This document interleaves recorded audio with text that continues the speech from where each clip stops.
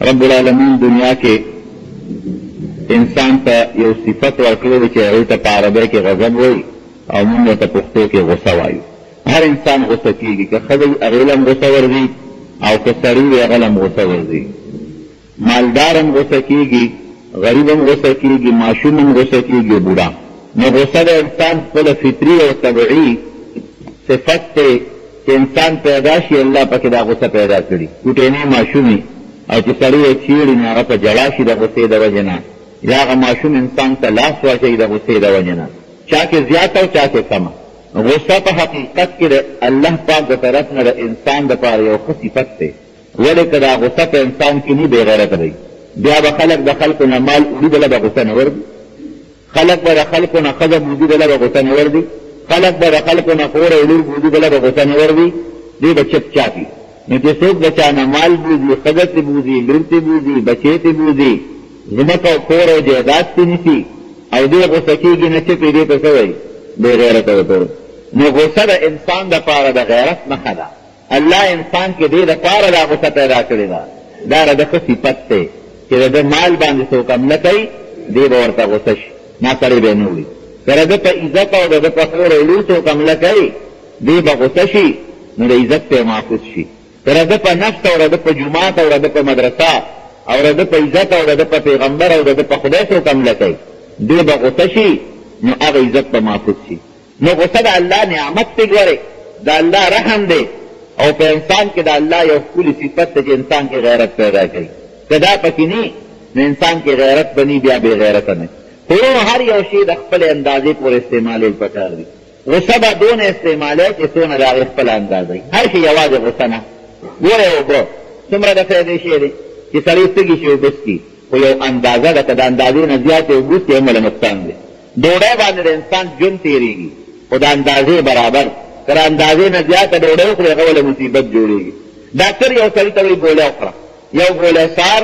یو غرمه او یو ماښام، 3 ګولۍ به شوارز کې خوري او د 10 ورځو مې له 10 ګولۍ درکړې. اوس دا سړي وي راشه دا 10 په ورځې وخوره، څه به یو خورې دروازې 3 دروازې 10 ورځې کې 10 ګولۍ دي، یو ځل یې وخوره چې بیماري دې په ورځ جوړه شي. نو چې 10 یو ځل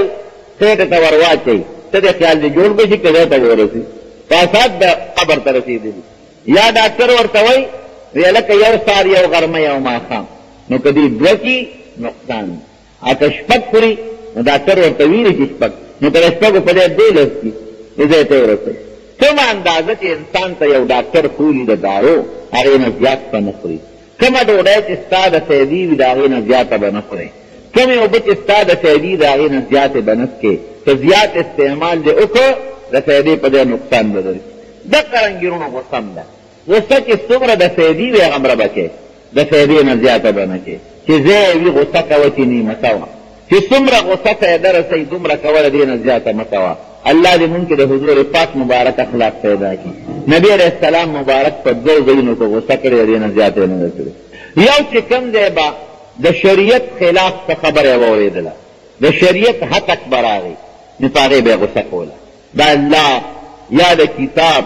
یا د شریعت متعلق په دې به غصه کېده. او یو دویم ځای به داسې و چې چا به د حد نه زیات عبادت کې کوشش شروع کو، څونه عبادت کو د به نظر دین هم ډېر کوم، تقریبا نبي علیه السلام غصه کېده. یو موقع کې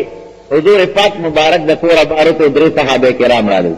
د بیبیانو نه تپوس وکړه چې نبي علیه السلام څونه عبادت کوي. بیبیانو ورته ویې د شپې خوب هم کوي او عبادت هم کوي، او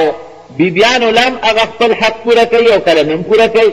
او روجې هم نیسي او کله روجه هم نه نیسي، کوجې وي. هغې صحابو په زړه کې سوچ وکړه چې دا خو د نبي علیه السلام عبادت جوړ لږ دی. نو هغه یو وایي که پیغمبر علیه السلام عبادت لږ کوي نو هغه ته خو الله مخکې وروسته هر څه بخلي دي، مونږ به ډېر کوو. نو هغه یو کس وایي زه خو باړو ښځو ته ځان نه نږدې کوم، واده نه کوم د سر نه، بلکل زما خو دا فیصله شو. ابل صحابي وایي زه به ټوله شپه عبادت کوم، خوب به نه کوم.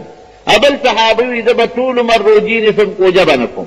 نبي علیه السلام مبارک چې کور ته راغی بیبیانو ورته راغلی، جومات ته راغی، صحابه ناستو. وی تاسو دا خبره کړې ده؟ وی او صاحب، وی زما د قسمې په هغې حضور پاک مبارک غصه شو. وی زما د قسمې چې د الله په ذات او په صفت ستاسو نه زما زیات علم دی، هر څه زه ښه پېژنم. او ستاسو نه د ستاسو په نسبت زه د الله نه زیات یریږم، بیا هم زه کله روژه نیسم او کله نه نیسم، هم عبادت کوم د شپې هم خوب کوم، هم کله بیبیانو ته راځم او کله نه راځم. وی داسې به نه کوئ دا تاسو چې څه ویلي دي، ستا د وجود په تاسو حق دی نو خوب به هم ورکې، ستا د ښځې په تا حق دی د هغې حق به هم پوره کې، ستا د وجود په تا حق دی نو همیشه روجې به نه نیسي، کله به کوجه هم نیسي، کوجه به هم کې. صحابه په دې پوه کړه. نو په دې به نبي علیه السلام غوسه کېده چې څوک داسې کار وکړي ټول عمر روجې نیسي او د شپې خوب هم نه کوي او واده هم نه کوي، نسل د مسلمان به د کمې راځي. او چې ته دا کوې یو لس ورځې به دا قسم عبادت وکړې او چې خوب نه کوې بې خوبه بې روژه وجود به دې کمزوري شي، د ټول عمر عبادت به درنه پاتې شي. نو د حضور پاک مبارک دغې خبرې ته نظر و، نو په دې به خفه کېده چې څومره عبادت زه درته وکړم دومره کوې دې نه زیات که نه کوې. نفس ته حق ورکوه، بچو له ورکوه، مېلمه له ورکوه، سترګو له ورکوه، د سترګو د باندې حق د خوب ورکوه. دویم چې به یې کوم ځای کې د شریعت خلاف خبره ولیدله په هغې به ډېر سخت غوسه کېده، ذاتي انتقام به چرته هم نه اخېسته.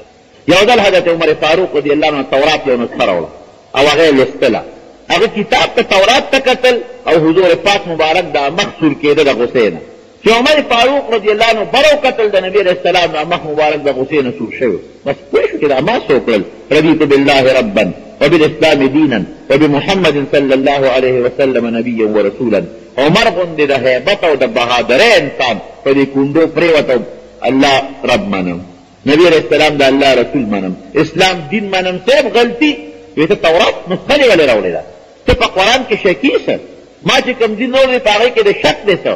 وی نه صاحب زما توبه ده بیا به نه کوم. دې تورات کې خو د دې خلکو یهودیانو تحریف کړی دی. وی ته په خپل قرآن یهود یو څه هغې یې ګوري نه، نو ټول تورات ګوري، دې کې تحریف دی. قرآن د هغې نه وروسته راغلی دا ناسخ دی، تورات منسوخ شوی دی. اوس به ته دې وخت کې په قرآن عمل کې په تورات به نه کوې. او ای زما د قسم په الله کې دا تورات په کوم پیغمبر نازل دی چې موسی علیه السلام دی، که هغه جمدي و هغه به هم په ما په دې قرآن ایمان راوړی. په دې نبي علیه السلام غوسه شو. ولې؟ ځکه تورات د الله کتاب دی خو یهودیانو ګډوډ کړی دی، څه خبرې پکې د ځانه ورمنډلي دي، تحریف ورته وایي. څه د الله حکمونه یې ایستي دي، نو چې څوک دا ونه وایي چې دا د الله رښتونی ټول کتاب دی، په دې څوک عمل شروع نه کړي. دې کې خو یهودیانو ځانه ډېرې خبرې لیکلي. نو په دې دوه څیزونو به رسول الله مبارک غوسه کېده، ذاتي خبرو باندې هېڅ قسمه غوسه نه ده کړې. امام ابو حنیفه رحمت الله علیه زمونږ امام یو سړي وله راغی، ګوره څومره سخته خبره سړی حیران شي. وی صاحب یو خبرې له راغلی، وی ستا پلار مړ دی او مور د کونډه ده، ما ته یې راته نکاح کړه. داسې به څوک چاته ووایي؟ او بیا د امام ابو حنیفه رحمت الله علیه غوندې شخصیت ته چې موږ د چا په مذهب یو، وی پلار دې مړ دی او مور د کونډه ده، دا ما ته را په نکاح کړه. که بل سړی نو کوتک به ورته نیکلو شو درېږه چې اوس دې برابر کړم. ما د مور متعلق دومره سپکه خبره کوې، تا له حیا هم نه راځي چې ما ته مخ په مخ دا خبره کوې؟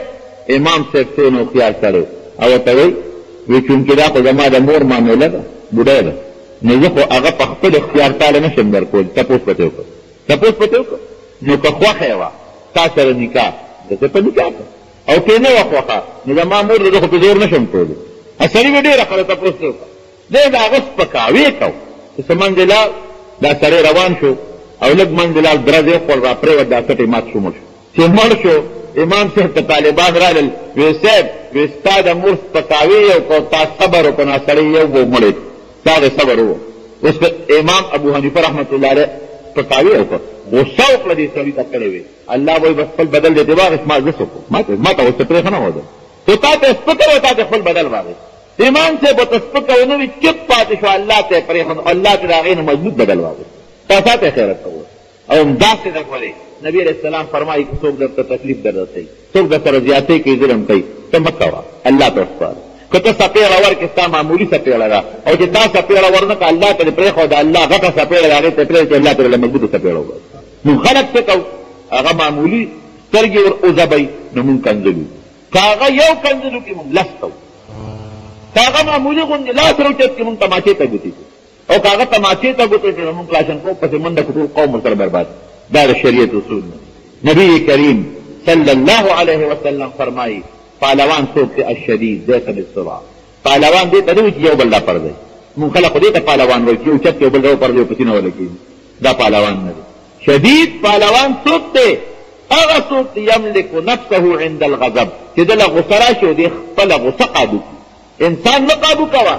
غصه درشي او غصه دې قابو کړه دې ته پهلوان موږ نن دغې ته پهلوان نه وایو موږ دې ته پهلوان چې سړي چت ته ورو برو په سینه ولګېده او د مور او د خور قندلې په ولکې ته خېجه وه غصه قابو کول دې ته پهلواني ویلي نبی کریم صلی الله علیه وسلم چې کله د مکې مکرمې نه هجرت کو عجیبه منظر و ځکه سړی چې خپل وطن پرېږدي او قوم یې وباسي چې ځه او د پلار نیکه د وطن نه وباسي د خپل کور نه وباسي او د خپل علاقې نه وباسي دا ډېر ګران کار دی نو چې کله مدینې منورې ته هجرت کو وطن یې پرېښوده زړه دې رالل چې راشه بیت الله ته لږ وردن نه شه پته نشته چې بیا به زه بیت الله ته راشه موقع بنان نه شم نو د بیت الله چابي د یو سړي سره وه عثمان ابن طلحه د هغه نوم عثمان حجبي ورته وایي د بیت الله چابی والا هغه له راغی نو اتفاقا هغه د بیت الله د دروازې خوا کې ولاړ نبي علیه السلام ډېر پاجدی ورته ویلي خوا شاته ودرېد عثمان وی دا دروازه راته لکه کوله وکړه چې د بیت الله کې دننه یې برکاته هېڅ پته نه لګي چې بیا به ما ته د بیت الله د راتلو موقع مې نصیب شو که به نه هېڅ پته نه لګي چې دېږده بیا زه راشم او که نه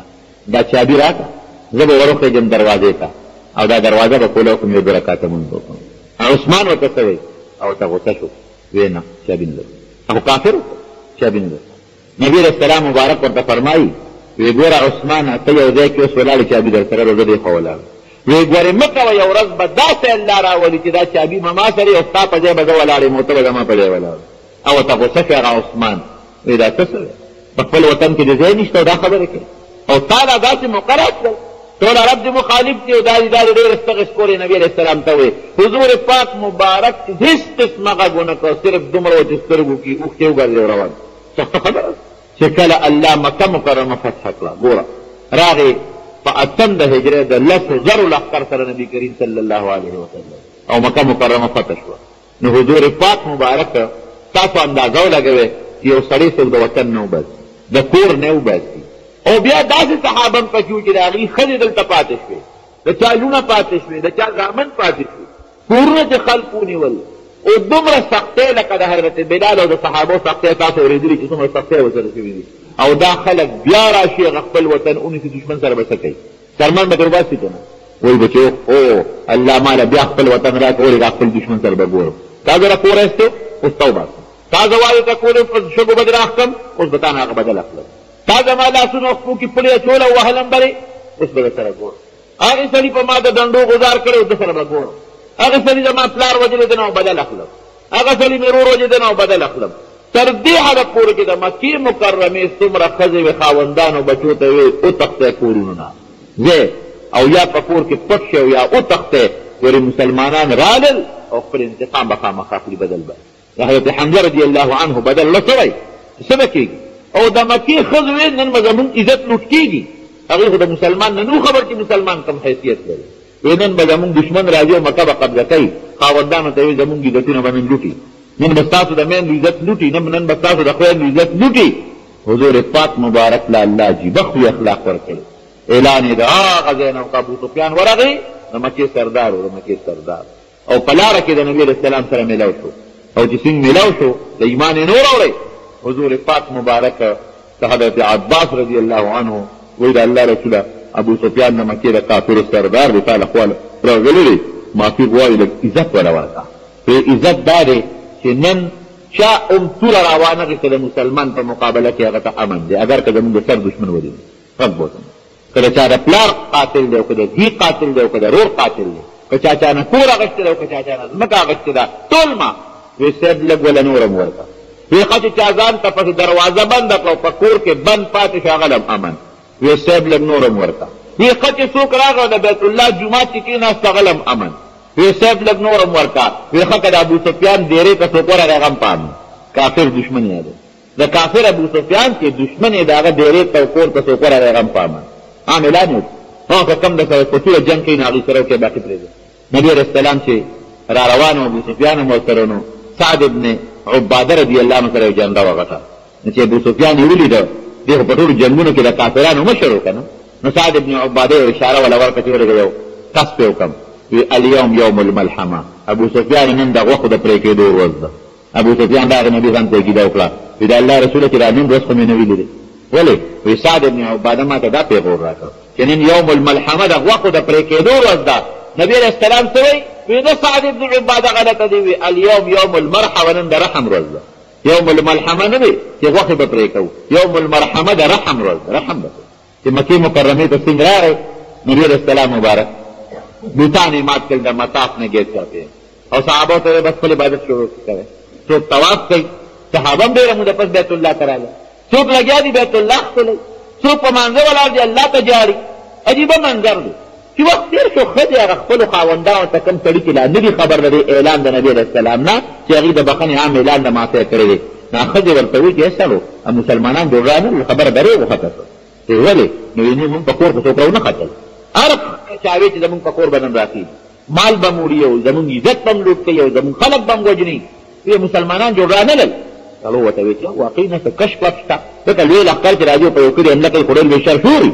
کش کپ نشته نو ښځې هغه خپلو خاوندانو بچو ته ووي دا څوک یې بارو دی وګورئ حالات خو معلوم کې چې سړي بار ووتل او منظر ته یې وکتل نو یو صحابي به مونځ ولاړ بل طواف کوي بل د بیت الله غلاف پورې نښتلی الله ته جاري بل هلته دعا کوي الله ته جاري حیران شو خلک چې دا کوم حالت دی وی نه نبي علیه السلام د عام معافی اعلان کړی دی د رحم اعلان یې کړی دی دړادړ هغه کافر د مسلمانانو د سرونو دشمنان راتلل او د نبي علیه السلام سره بیعت وکړو مسلمانېدو ټوله ماته خدای مسلمانه کړه که حضور پاک مبارک د غصې نه کار اخیستی وي او چې تورې پې چلوی وجنی داسې به شوي وه نو بیا راغې نبي علیه السلام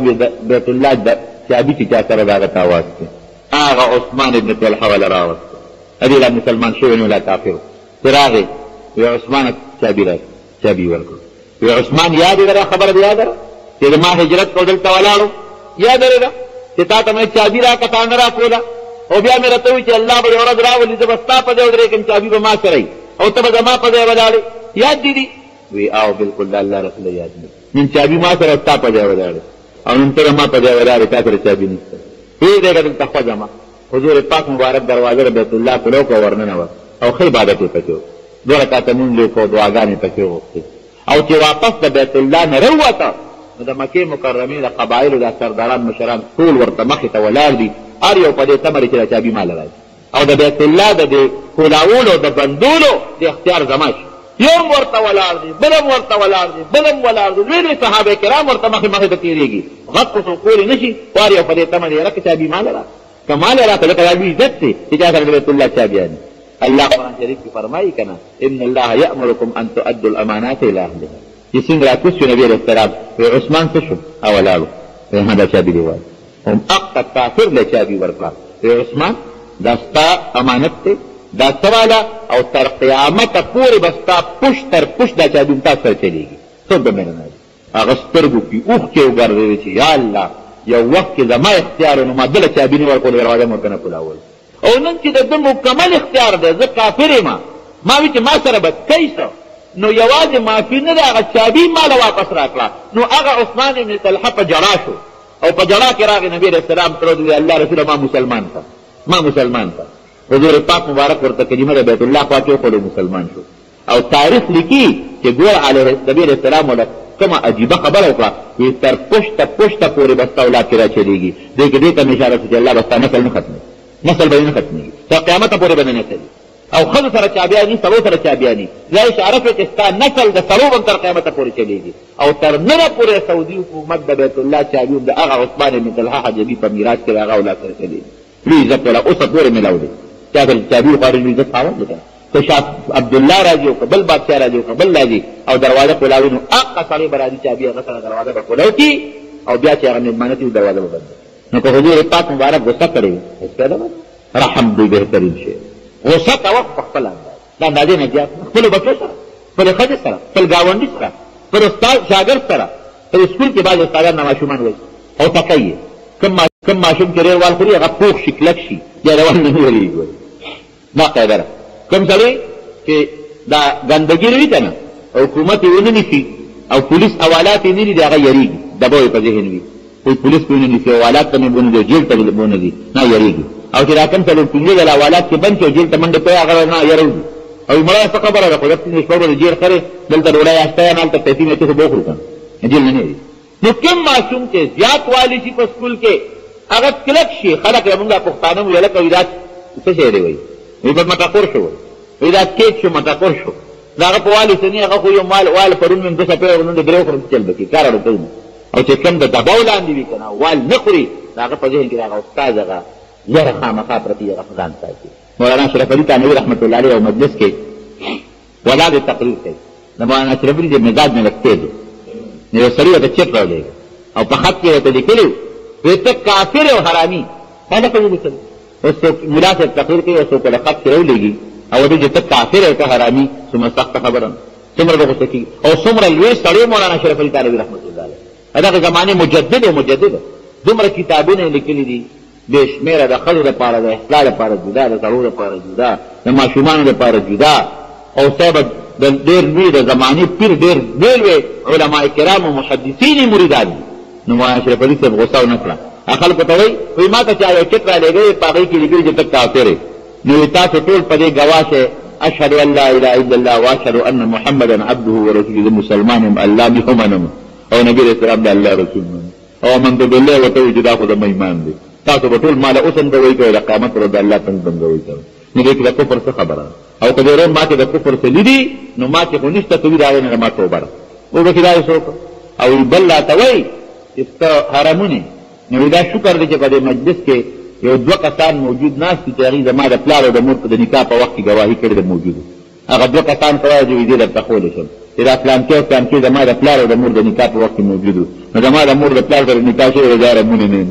خبره خلاصه شوه تاریخ لیکي چې هغه سړی هغه خط لیکلی چاته پته نه وه وروسته بیا مولانا اشرف علي صاحب ته غلی دی او معافي غوښتې ده د هغه په لاس یې بیعت کړی دی او د هغه په همیشه به یې بیا جړی او د هغه په مریدانو کې د هغه د خانقاه یو لوی شخصیت رب العالمین بیا جوړ کړی نو که هغه ورته غوسه کړی چې دا سړی خو ما ته وښایه لږ انسان دې وښایي چې زه ورسره پیش شمه دا فایده به نه وه حاصله شي یو صحابي یو ځل راغی نوي مسلمان و نوی نبي علیه السلام ته کېناست بلکې لا بس تقریبا مسلمانېدله مسلمان شوی دې نه پس مسلمانېږي وی د الله رسول ایمان ته مې زړه کېږي او بلکې ایمان ته ورنږدې شوی یم خو ما له پکې د یو څیز اجازت راکړه وی څه وی د زنا دې نه له نشم صبرولی د زنا اجازت راکړه اوس که بل سړی وی د نبي علیه السلام مبارک په ځای سخته غصه به ورته راغلې وه چې ښه زنا غوندې ګنده څیز او بیا زما نه اجازت غواړې زه خو چې اجازت زه د دې در کولی شم تصور هم نشي کېدی او بیا په اسلام کې ایمان هم راوړی او دا هم غواړې غوسه یې ونه کړه ورته حضور پاک مبارک په ډېر عجیبان دا ځای پوه کړه مونږ هم بعضې وخت تپوس وکړي انسان یې مونږ له غوسه راشي غوسه نه راپکار که طریقه خبره وکړه حضور پاک مبارک ورته عجیبه خبره وکړه وی ښه د زینۍ اجازت غواړی وی او وی دا مور له خوښی چې ستا مور سره څوک دا عمل وکړي وی مور او پلار مې در نه قربان چرې به زه خپلې مور له دا عمل خوښ نه کړم او نه به بل انسان مور له خوښ کړي وی خور له خوښی چې ستا خور سره څوک دا عمل وکړي وی قربان شم ده نه نه به زه خپلې خور له دا عمل خوښ کړم نه به بل انسان خپلې خور له خوښ کړي وی لور له خوښی وی در نه قربان وی نه به زه لور له خوښ کړم او نه به بل انسان خپلې لور له خوښ کړي حضور پاک مبارک ورته وښایي چې څه دا عمل کې چا سره به کوې د بل مور سره یا د بل خور سره یا د بل لور سره همدغه خبرې دي که نه نو ته خو پخپله وایې چې نه به زه خوښ کړم او نه به بل څوک وکړي بس سړی غلی شو چې کوم عمل ته خپلې خور له نه خوښی د بل خور له ولې خوښی کوم عمل ته خپلې لور له نه خوښی د بل لور له ولې خوښی کوم عمل ته خپلې مور له نه خوښی د بل مور له ولې خوښی کوم عمل خپلې ترور له نه خوښی د بل هغې له ولې خوښی بس یې سر ښکته کړ نبی علیہ السلام مبارک ورته په سینه لاس کې ورته دی زړه وی اللهم طهر قلبه یا الله راوړه پاک سړي ایمان راوړه سړي ایمان راوړه مسلمان شو چې مسلمان شو قسم دی هغه وایي وی د حضور پاک د دغه وینا او چې لاس مبارک یې راله پرې زړه کېښوده د دې نه پس مې ښځو طرف ته میلان مکمل ختم شو پردی خو څه کوي چې خپلو ښځو ته هم د ما میلان ختم شو بس ټول نظر الله ذوالجلال ته او په مخ د ځمکه چې کوم شی مې ډېر بدي شي هغه دغه بدپلیتي او بدعملي شوه دې نه پس اوس که نبي علیه السلام ورته غوسه کړې وې څپېړه یې ورکړې وې چې داسې تپوس کې ممکن ده چې هغه تللی وي ایمان نه هم تللی وي لیکن غوسه یې ونه کړه او په طریقه یې پوه کړه هغه د هغه د ایمان سبب وګرځېده حضرت یوسف علیه السلام سره روم څونه ظلم وکړ د پلار نه جدا کړه د پلار او د مور معشوم بچې دا یو دې بوته وادي کنعان کې چې کوم جوور او شل کوي په صحرا کې په هغې کې غورځو اوس پي کې یو ماشوم کې غورځی دی جمدې کوم ځای پاتې کېږي لیکن مفسرین لیکي چې د پي د سر نه ورخطا کړه هلته فرشتو کلک ونیوه او نیغې بوت او د پي په غاړه کې یو تیږه او په هغه تیږه د پاسه کېنو او جامې یې ترې وروستې کمیس او پرتوګ ماشوم رب العالمین حضرت جبریل علیه السلام رغېږو کمیس یې ورته واچو دش بیابان دی نه په کوی کې ډوډۍ شته نه داسې پاک پیري چې د هغې اوبه وڅکي نه د وتو څه انتظام شته د بل ځای نه یو قافله راله او د اوبو یې ضرورت و چې بورقه ښکته کړې وه پورې نښتې اوبه راووځي لاړ صاحبه مصر ته په مصر کې د بادشاه کور ته ورسېد د هغې نه پس مصر کې د بادشاه کور ته ورسېد د هغې نه پس لاړ جیل ته د زلیخېل ویې قفله چې ته څه وخت به درته وویم او بیا د جیل نه راووته رب العالمین د مصر بادشاهي ورکړه رونه یې لاړل رونه په علاقه کې قات راغلی پلار ورته بچې راسې چې داسې ډوډۍ موډۍ وکړه ای بابا په مصر کې یو بادشاه دی هغه سره غله شته بل ځای غله نشته ځان سره څه پیسې میسې څه پیسې وې خو چې څه موندل که سکلی وې او که زړې جامې وې او کار چې ځان سره واخېستل او لاړل او سړي سر ټول رونه لاړل ځکه هغه بادشاه به پخوا به د خلکو کنټرول ورکو که نه نو د هر چا له به سړي سر شی ورکو ټول لاړل یوسف علیه السلام خو په تخت شاهي ناست دی دوی په وهم و ګمان کې نه تېرېږي دا زمونږ غرور دی دوی خو یې بسرور مړ شوی دی دوی ته مه غورځوو دوی کې کوم ځای جمدې پاتې کېږي څوک به راوباسي هغه به مړي دی په تخت شاهي ناست دی تاج په سر دی او صاحب ښایسته جامې یې دی پولیس او فوج چې مخکې وروسته منډې وې چې دوی سینګره دل دوی ورته خپله جلا فریاد وکړه صاحب مونږ ډېر لرې ځای نه راغلي یو او د یعقوب علیه السلام زمونږ د پلار نوم دی پیغمبر دی او په سترګو نابینا دی لوند دی او صاحب د پیغمبر اولاد یو اوږد یو درک نشته مهرباني وکړه مونږ له څه شی راځي دې څو وروڼه یې ټول راغلی که څه پاتې شته که څه پاتې د هغې سم در کوم چې رالله ډېر خوشحاله پلار ته وایي یعقوب علیه السلام ته ای بابا ډېر ښه باچه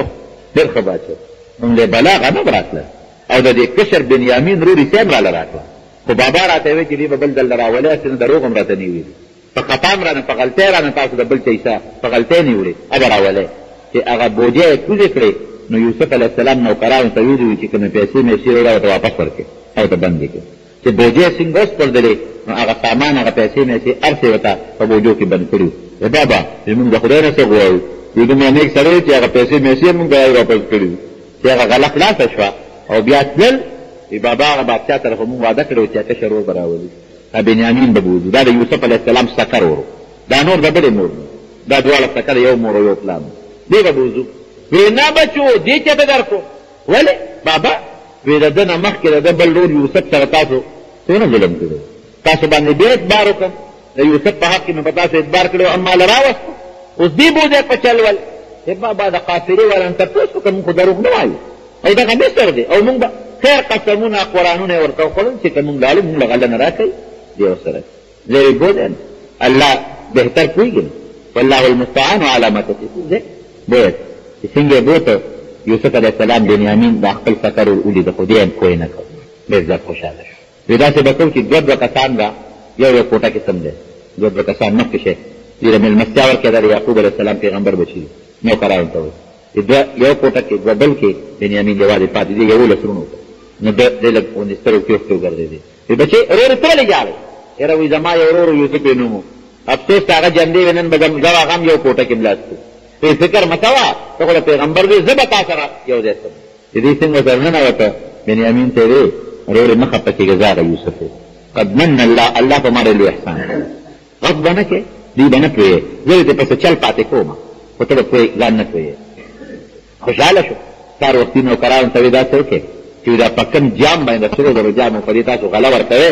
دا د دې بنیامین په دې بوجۍ کې بند کړې پټ غوندې چې دوی در باندې پوه نه شي چې غله یې ورکړه یو کس یو بوج نومونه یو ولیکل دا د پلانکي دا د پلانکي دا د بنیامین او قافله کله روانه شوه نو نوکرانو ته یې اواز ورته وکړې چې زموږ جام روک شوی دی هلکه بادشاه جام روک شوی دی او که چا دا جام راوړو نو هغه له به یو بار غله ورکوو یو انډې به ورکوو چې هغه نه کوو ای قافلې والا تاسو ته یم راشئ مونږ خو د پیغمبر اولاد یو مونږ څه غله خو نه یو وی نه راشئ مونږ سامانونه ټول لټوو یوسف علیه السلام ورته تاسو پټ کړی دی وی نه مونږ غله خو نه یو مونږ خو د یعقوب علیه السلام پیغمبر اولاد یو وی ښه که د چا ګوډي کې راوخت څه سزا به وي څه سزا به وي وی زمونږ د یعقوب علیه السلام شریعت کې پیدا سزا ده چې هغه به د هغه بادشاه غلام وي که د چا ګوډي کې راوخته هغوی ته پته و چې مونږ نه دی پټ کړی ابه صاحب ستا غلامي تاله به ده دا د بادشاه قانون دا د یعقوب علیه السلام قانون وی خبره درسته ده ګورې هسې نه چې وی نه بس هم په دې فیصله ده وی ښه ولټوې نو له اولې د بنیامین هغه نه لټوو چې شکي پیدا نه شي د بل هغه یې ولټوو د بل یې ولټوو اخره کې دا ولټوو دا کې جام راووت وی دا دې ګوره دې ور هم پټ کړی دې به یې پټ پې کړی دې به ځان سره پاتې کوم دې به د ما هم غږېږي هغوی په ځان را کېښوده چې مونږ د پلار نه څه جواب ورکړو پلار خو مونږ ته ویلو چې یوسف هم روک کړو دا بل هم روکوی هغه نه به څه جواب ورکړو وی نه فیصله هم کړې ده ما سره هم دا فیصله کړې هم دې به زه پاتې کوم مینتونه زاره شو خوند یې ونه کړ واپس راځل چې راغل پلار ته بابا وی ستا غزوي خو غلا وکړه کنه بنیامین او په غلا کې بادشاه ځان سره ایثار کړ. یعقوب علیه السلام ورته وی بیا هم را سره وکړه لا اوله معنې یو ځای غیب کړ نو معنی بل غیب کړ. وی بابا دروغ نه قافلې باندې تپوس ان تپوس وکړه موږ دروغ خبره خو حقیقت قافلې والا مو چې بادشاه سره دی چې څه موده تېره شو غله بیا خلاصه شوه دا پلار ته یې بچې لاړ شئ تاسو مهرباني وکړئ دغه خبر والی دغه ورورم چې څه به کړي چې دې څنګه لاړله او مخامخ شوې چې موږ راغلي یو او زمونږ دغه پلار جاړي او دومره جاړي چې وبیضت عیناه وهو کظیم چې د ژړا د وجې سترګې ړندې شوي رحم وکړ په موږ او زمونږ په پلار او دا زویره ډېره دا روغ دې وله بولو یوسف علیه السلام ورته هغه خپل بادشاهانو به هغه نقابه ټولو یې ورته لرې کړ تاج یې ورته لرې کړ وی تاسو ته پته ده چې تاسو د یوسف سره څه کړي دي یاد هم دي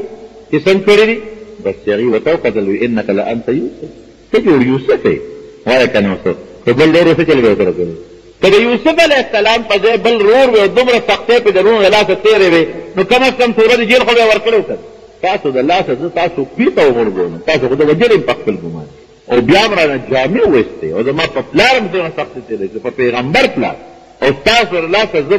تاسو روکړم او پلار په سترګو ړوند تاسو زه پرېږدم چېرته او دې بادشاه دی او هغه ورته لاندې نوکران دي لیکن یوسف علیه السلام ورته څه وایي دې ورته وایي ښه تا هغه یوسف یې وایي وایي موږ معافي غواړو بس یوسف علیه السلام ورته څه وایي او ورته دا نه وایي چې ښه په ما هم ظلم کړی دی په ما هم هېڅ یې ورته ونه وایي وایي خیر دی هېڅ پروا نشته هېڅ فکر نشته او دې ورته وایي پلارونه وی تالله لقد آثرك الله علينا وإن كنا لخاطئين اے یوسف تعالی الله په موږ ډېره ډېره بهتري دا کړې بس موږ نه غلطي شوې ده او ته څه وایي لا تثریب علیکم اليوم یغفر الله لکم دیرونو خدای مو بخا اسم ملامت یا در باندې نشته هېڅ قسمه غوسه یې ونه کړه جګړه یې ونه کړه ویې ځای پلار مو راولې او زما دا کمیس یو ځای د ما پلار په مخ ور واچوې سترګې به یې جوړې دی چې را روان شو نو یعقوب علیه السلام خپل کور خاوندانو ته وایي وی انی لاجد ریح یوسف لولا ان تفندون وی په ما خو نن د یوسف خوشبویي لګي د هغه خوشبویي را باندې لګي وی تالله انک لفی ضلالک القدیم همغه زړې خبرې کوې که نه یوسف کم دی خو پخوا به خورې شوي بلا شلګونه کلونه تېر شوي دي وی نه که نه خو چې څنګه کمیس راوړی د یعقوب علیه السلام پر یې مخې ور واچو فرتن د بسوي را جوړ شو وی ما درته نه وی ځای چې زه مصر ته لاړم زما ورونو خبره مې دې پورې کوله چې د یوسف علیه السلام خپل ورونو ته څونه ظلم زیاتی هېڅ نه غوسه یې نن د پلار راوړی رور څوک نه معاف کوي که معافي ترې غواړي قسم دې کې څوک معاف کوي نو ما خبره د غوسې پورې کوله چې غوسه د الله نعمت دی خو چې په ځای استعمالوي بې ځایه نه ګورې د حد نه زیاته نه بې ځایه نه د نبي کریم صلی الله علیه وسلم یو حدیث دی وی غوسه ایمان داسې خرابوي لکه چې شاتو کې سرکه واچوي او هغه شات پراخه کړي یو دویم حدیث کې راځي نبی علیہ السلام فرمایي وی چې کوم سړي د الله د رضا لپاره په دنیا کې غوسه قابو کړه غوسه پرې راغله او د قابو کړه د قیامت په ورځ به د نه الله راضي وي او بل حدیث پاک کې راځي چې کوم سړي د غوسه راغله او د هغه غوسه قابو کړه په دنیا کې الله به د ده په زړه کې امن او ایمان واچوي دومره بهترین شی چې عایشه صدیقه رضی الله عنها به کله غوسه شوه کور کې غوسه راځي که نه نبي علیه السلام مبارک به د غوږ دغسې ونیو او په دې ګوته به یې داسې مزه دا به یې له غوږ ومزه عایشې پرې غوسه دې قلاره شوه هغې به ویل الله رسوله غوسه دې ختمه شوه څومره عجیبه ښکلی پیغمبر مونږ د هغه دعوه کوو چې مونږ د هغه امتیان یو زمونږ پیغمبر دی او د الله نه سوال کوو چې خدای د هغه په نقش قدم مونږ روان کړی سپېده تاسو ته پېښور ښار کې د مونږ ته ترې اشرف سید فقیر خان ناصر خان کیسټ هاوس کې د ناصر خان او حیدر خان سره ملاویږي ټلیفون نمبر دی 255 نبی کریم صلی اللہ علیہ وسلم یو ځل فرمایل چې هیڅ څوک هم بغیر د الله د فضل نه نشي کامیابېدی په عمل چې عمل سره د الله فضل ملګری نشي نو په دغه عمل هم سړی بچ کېدی نشي صحابه تپوس کې د الله رسوله تم په خپل عمل نشي بچ کېدی ځکه د نبي علیه السلام خو ډېر زیات عمل و ډېر اعلی و عمل به زیات مو اعلی به مو مزیدار به مو نو تم په خپل عمل نشي بچ کېدلی و امام خپل عمل نشي خلاصولی امام خپل عمل نشي بچ کولی مگر که اللہ میں د خپل رحمت په دریاب کی ډوب کی نو ټیکتا. عمل باندې غرور نه دی پکار. یو سړی منځو کی روجو نیسی، حجو کی، زکات او صدقه ورکی، او دی وی زب په دې جنت تزم. ما منځونه وکړل جنت ته بزم، ما روجیو نیولې جنت ته بزم، ما خیرات او صدقه وکړه جنت ته بزم. دا خبره غلطه ده.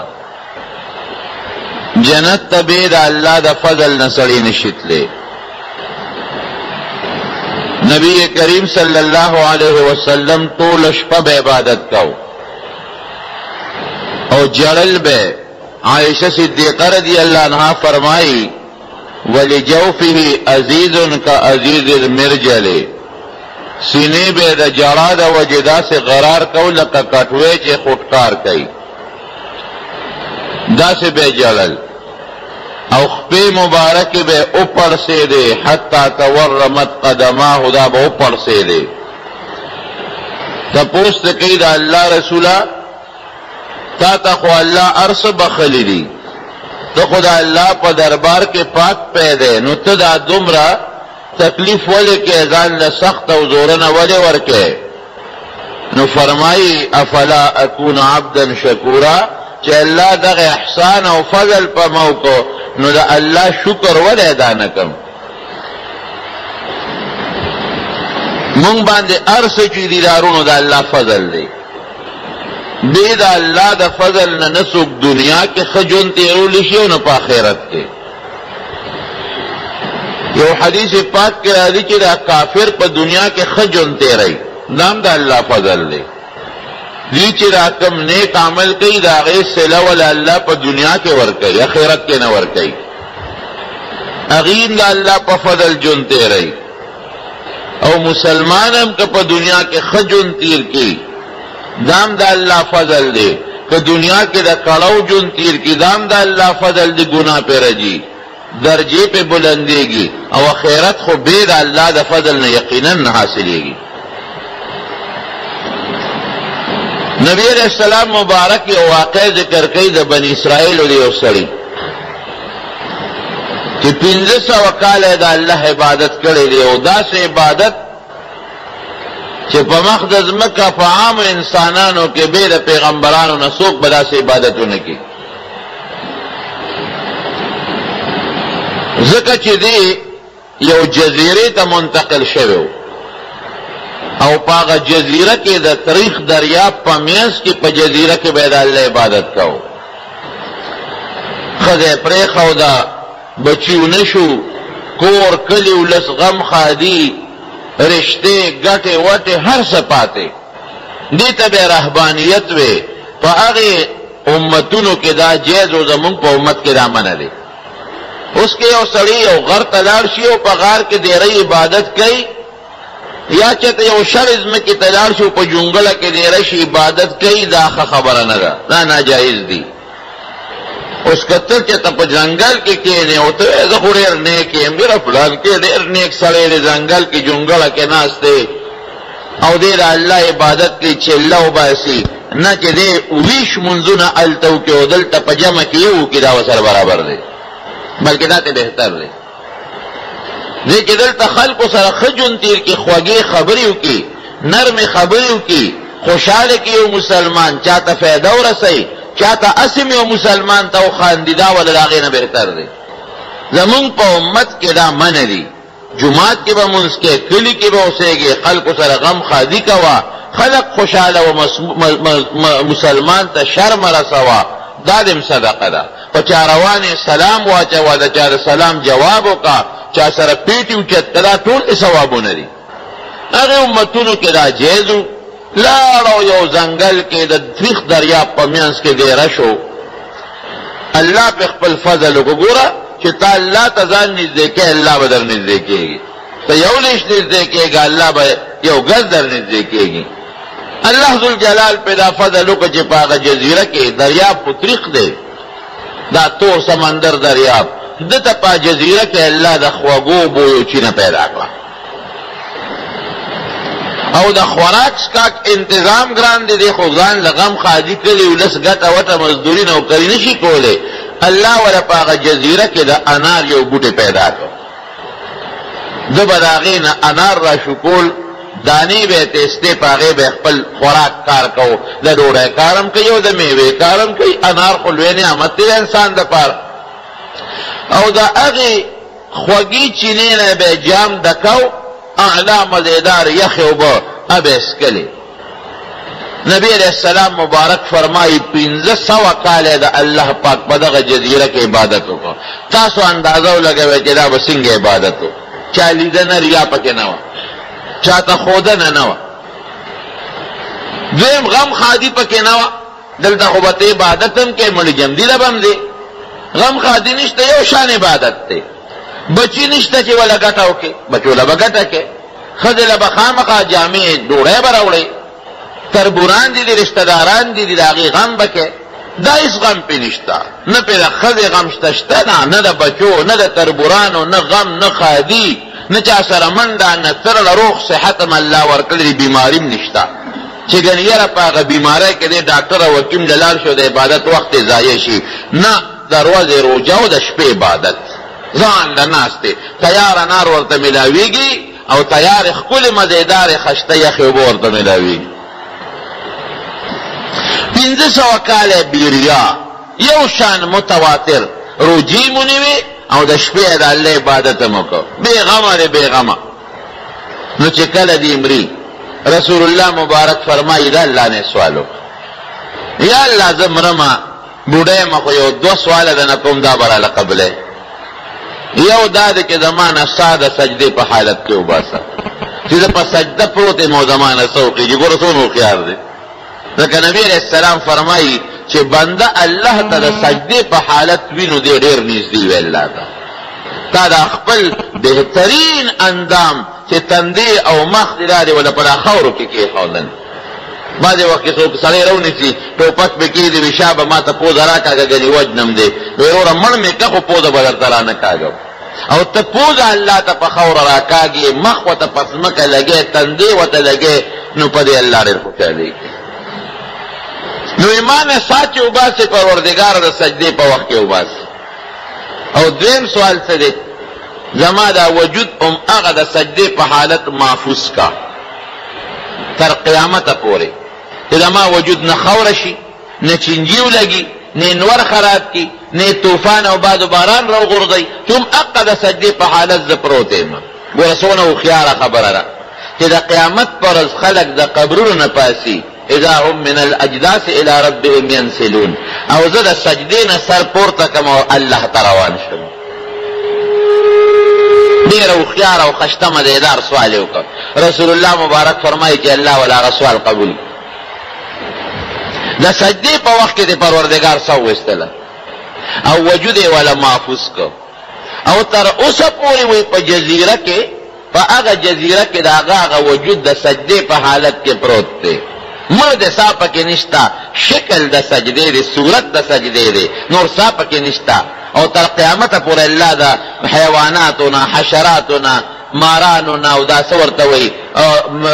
زمرونه او د دې قصو نه محفوظ ساتلی دی. الله چې محفوظ ساتي نو حضرت ابراهیم علیه السلام له اور ګلزار نه کړ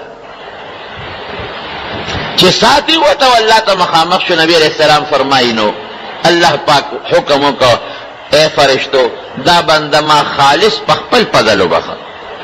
زما په فضل زه جنت ته. دې په دې اړه کې اوس وایي په خولې خو غږ نه کوي، الله په خپل فضل دې وبخلم. یاره ټیک ده ستا فضل خو دی، خو ما خو 1500 کاله تندې سولولې دی، کونډۍ مې سولولې دي، نو ابد هم پکې یاد کړی که نه. دا فضل ته په بل چا ولې نه کې؟ دا خو مې عبادت کړی، ما ښځه بچي د دنیا خواهشات پرېښي دي، دنیا کې مې د جیل ژوند تېر کړی، روجې مې 1500 کاله ونیولې، 1500 کاله مې ټوله شپه عبادت وکړ، نه مې ګټې پسې منډه والې ده او نه د دنیا روزګار او کاروبار پسې، او نه غم خادي. ما خو داسې عبادت کړی دی چې لکه د سرو زرو سونه عبادت مې کړی دی. نو الله په خپل فضل نو زما د عبادت خو به دې پکې هسې یو لږ یاد کړی و که نه، لږ یې داسې یو ګیله غوندې پیدا شوه، لږ کبر غوندې پړه کې راغی. الله علیم بذات الصدور دی. ستا په زړه کې به یو خبره راشي، ته به ترې نه خبر او پروردګار به ترې خبري. فوراً یې فرشتو ته حکم وکړه دې سړي کې خو لږه لویي شته، کبر پکې دی ښه، داسې وکړې دې بوځې او د جهنم نه د 500 کالو په مزل لرې ودروې. نږدې ډېر نه، دونه مزل لکه 500 کاله چې لرې وي، 500 کاله مزل. فرشتو فوراً ونیو د الله حکم او د جهنم نه د 500 کالو په مزل لرې ودرو. خو چې د جهنم یو جونکه پرې راغله، یو هوا، یو تو، نو دا وجود یې اوچ کلک شو او تږی شو. چغې یې کړه یا الله د تندې مړ شوم اوبه. یو غیبي لاس کې ورته جام راښکاره شو، ده ورپسې ورمنډه کړه، هغه ته جام وروستو کړ. ده ورپسې نوره تېزه منډه کړه، هغه ته هغه جام اوچت کړ. ده ورپسې ټوپ کړه، هغه ته نور اوچت کړ. دې ورته ویې د الله بنده هر څوک کې د تندې مړ شوم، هله مرۍ مې وچه ده، لږې غوندې اوبه راکړه د خدای په خاطر. او ورته وایي هغه غیبي سړی وی دا دنیا نه ده چې مفت او خیراتي اوبه دې پکې څښلې. نو دنیا کې واقعي داسې درونو که نه ده. زه یم شکر دی چې د اوبه مونږ ته مفت او خیراتي ملاویږي. ځمکه وکنه وه جام ورښکته که، داسې وطن کې الله جون را کړی دی چې جام ورښکته که، بورقه ورښکته که، نو اوبه ترې څښلی شي. خلک یې د اوبو لوډ شیډینګ را باندې نشته، یعنې بیا به څه چل. بیګا خو ده خیره د پاسېدو وخت و بیا خلک به یې پاسولي، چا به منځونه هم کړي، خو دا په نیمه شپه کې در باندې بجلي لاړه شي او ماشي درته سرندې شروع کړي. هغه ځان له بیا د هغې سازونه وایي درته، هغې ساز کې عجیبه خوند دی، خو چک لګي سر خوړلی که یو غوږ پرې ترېم ټوپ وي، یو بل غوږ ترېم ټوپ وي. نور کله به یې دله خبرداري درکو، اوس داسې نیغ حمله وکړي چې د خبرداري نه خبرېږي، نو وجود کې یې دله پړسوب پیدا کړي.